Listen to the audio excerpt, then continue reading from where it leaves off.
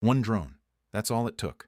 One single Iranian drone hit a fuel tank near Dubai International Airport early Monday morning and shut down the busiest international airport on the planet. Flights suspended. Emirates airline grounded. Thick black smoke from burning jet fuel rising into the Dubai skyline, visible from kilometers away. Passengers told not to come to the airport. Emergency services racing to contain a fire that threatened to spread to additional fuel storage. And Iran, the country that launched that drone, has now fired more than 1,800 missiles and drones at the UAE alone since this war began. 1,800. More than any other country attacked in this conflict. The fire has been extinguished. No injuries were reported at the airport. Flights are gradually resuming. But what happened this morning at Dubai International Airport is not just an aviation disruption. It's the moment the world realized that the safest, most glamorous, most globally connected city in the Middle East is a target. And tonight on War Clock, I'm going to take you through every detail. The timeline of the attack, the scale of the fire, the airline chaos, why Iran is specifically targeting Dubai, the 1,800 projectiles that have already been fired at the UAE, how this compares to previous attacks, what Iran warned is coming next, and why this one drone just did more damage to Dubai's global reputation than billions of dollars can repair. Every detail matters. Let's go. Here's exactly what happened, hour by hour. Early Monday morning, in the dark hours before dawn, an Iranian drone crossed into UAE airspace heading toward the Dubai International Airport complex. UAE air defense systems have been operating at maximum capacity since this war began, intercepting the vast majority of the 1,800 missiles and drones Iran has launched at the country. But this morning, either the drone itself struck the target or, as has happened repeatedly in this war, debris from an intercepted drone fell onto critical infrastructure. The result was the same. A fuel storage tank near the airport was hit, and jet fuel burns. The fire was immediate and violent. Jet fuel, essentially highly refined kerosene, ignites at relatively low temperatures but burns at extremely high heat. When an industrial-scale fuel tank containing thousands of liters catches fire, the result isn't a campfire. It's an inferno. Thick columns of dense black smoke, the toxic signature of burning petroleum, rose into the pre-dawn sky over Dubai. Residents across the city could see the glow. The smoke was visible from several kilometers away as the sun began to rise.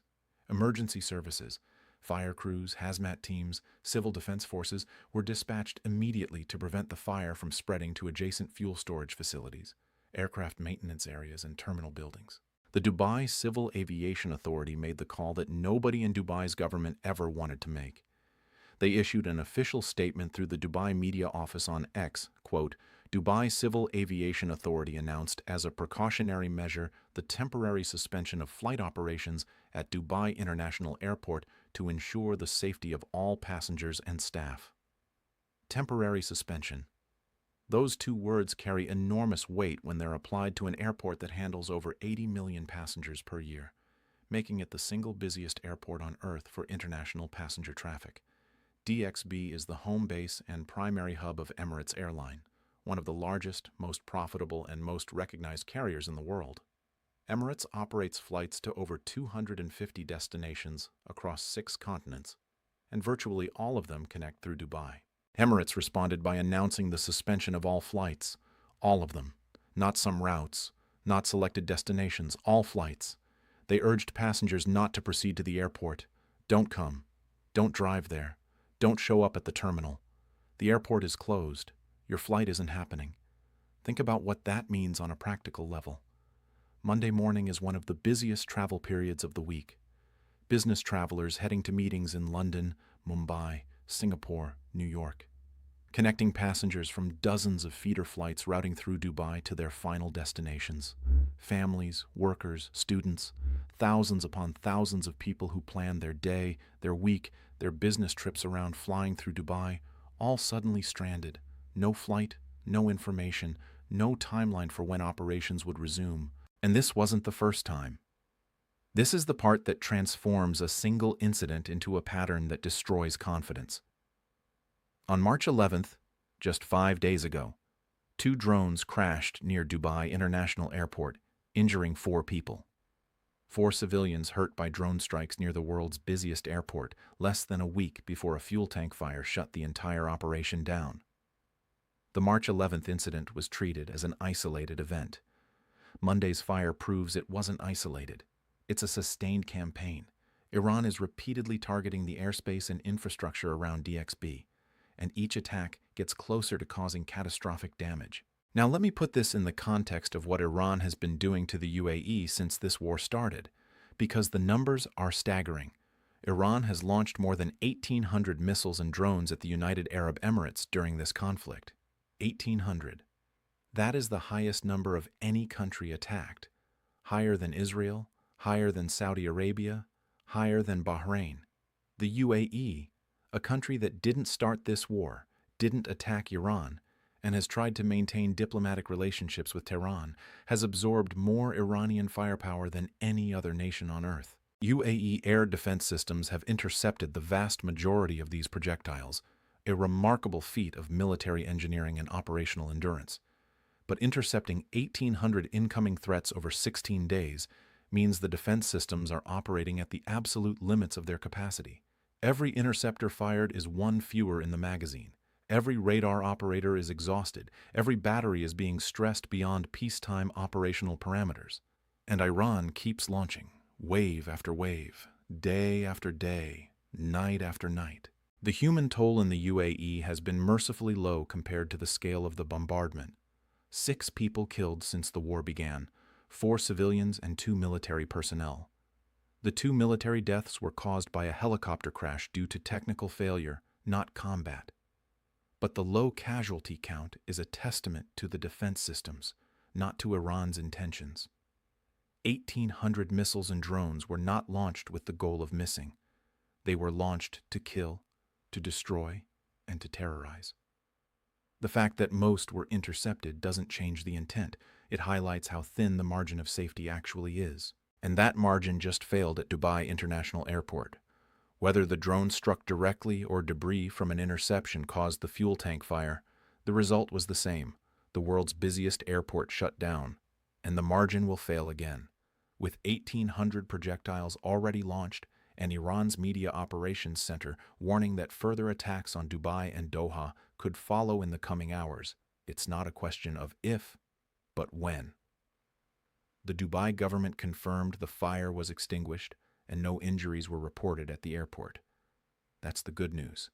The fire didn't spread to adjacent fuel tanks. There was no chain reaction explosion. No aircraft were damaged. No terminal buildings were destroyed. Emergency services contained the blaze before it became a true catastrophe. But here's what the Dubai government can't contain: the reputational damage. And in Dubai's economy, reputation is the economy. Dubai doesn't have massive oil reserves like Abu Dhabi. Dubai built its economy on being the world's most attractive hub for aviation, for tourism, for finance, for logistics, for real estate, for luxury, for business.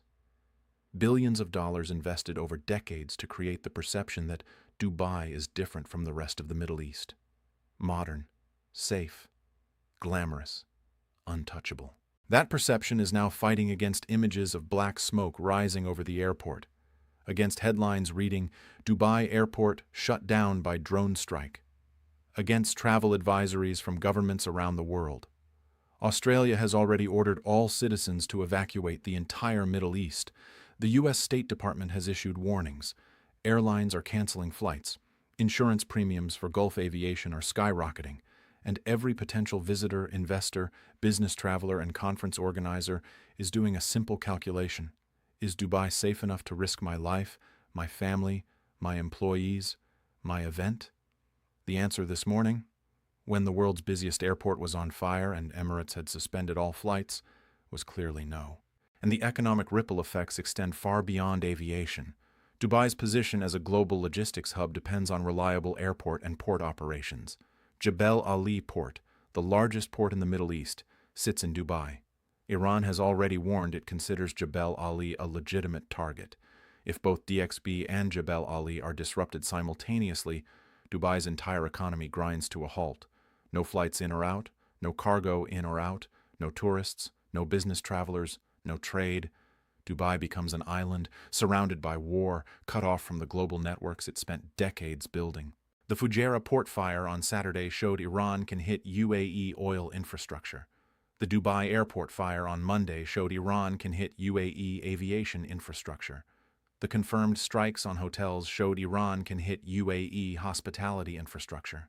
Abu Dhabi police arresting 45 people for filming attack damage showed the government knows how devastating these images are. But arresting people doesn't stop the drones, and it doesn't stop the videos from spreading worldwide. Formula One already canceled the Bahrain and Saudi Grand Prix because the region is too dangerous. The Abu Dhabi Grand Prix, scheduled for later in the year at the Yas Marina circuit, is now under serious threat. If F1 can't race in Bahrain and Saudi Arabia, how does it justify racing in a country whose main airport just got shut down by a drone strike? Every major event scheduled in the UAE is now in question. Every international conference, every trade show, every concert, every sporting event, all of them require flights into Dubai or Abu Dhabi. All of them require the perception of safety, and that perception burned away with the fuel tank this morning. Meanwhile, the broader war continues its relentless acceleration. Israel struck more than 200 targets in Iran in the last 24 hours. Israel told CNN their campaign needs at least 3 more weeks. The IRGC launched its 54th wave of attacks and deployed the Sigil ballistic missile for the first time, a solid fuel weapon with a maneuvering warhead designed to defeat missile defense systems. Israel informed the U.S. it's critically low on interceptors. A cluster munition hit the streets of Tel Aviv. Shrapnel from a ballistic missile damaged a building housing U.S. diplomats. Trump demanded allies send warships to the Strait of Hormuz. Japan said no. Australia said no. Germany said no. France said not now. 5 countries refused. 0 warships committed. Iran is proposing to let tankers through the strait only if oil is traded in Chinese yuan, an attempt to demolish the petrodollar system. Oil is above $104. The IEA is releasing 412 million barrels of emergency reserves. Iran's foreign minister says they never asked for a ceasefire, contradicting Trump's claim. Iran's president tried to stop attacks on Gulf states and was overruled by the IRGC within hours. Hardline lawmakers are threatening to remove the president. The supreme leader may be dead. 20 spies were arrested for sending military locations to Israel. 850 killed in Lebanon, over 1,400 dead in Iran, including 202 children, 13 U.S. service members killed, and at Dubai International Airport, where the fire is out but the smoke still hangs in the air. Flight operations are gradually resuming. Passengers are being told to check with their airlines. Emirates is slowly restarting select routes. The terminals are reopening. The fuel tank is being assessed. The cleanup is beginning. But something that can't be cleaned up is the knowledge that it happened, that the world's busiest airport was shut down by a country that has launched 1,800 projectiles at the UAE in 16 days, that this was the second drone incident near DXB in 5 days, that Iran has warned more attacks are coming, and that the next drone, the next piece of intercepted debris, the next fuel tank fire could happen tonight or tomorrow morning, or any moment between now and whenever this war ends. Dubai's lights will come back on. The flights will resume. The passengers will eventually reach their destinations. But the image of black smoke over the world's busiest airport doesn't disappear. It becomes the image that defines what this war did to the Gulf. The moment the world realized that nowhere in the Middle East, no matter how modern, no matter how wealthy, no matter how carefully protected, is safe. Iran has 1,800 reasons to prove that point, and they've promised more are on the way. This is War Clock. Subscribe, hit the bell, share this video, because Dubai airport burning is the story that makes this war personal for every traveler on Earth. I'll see you in the next one.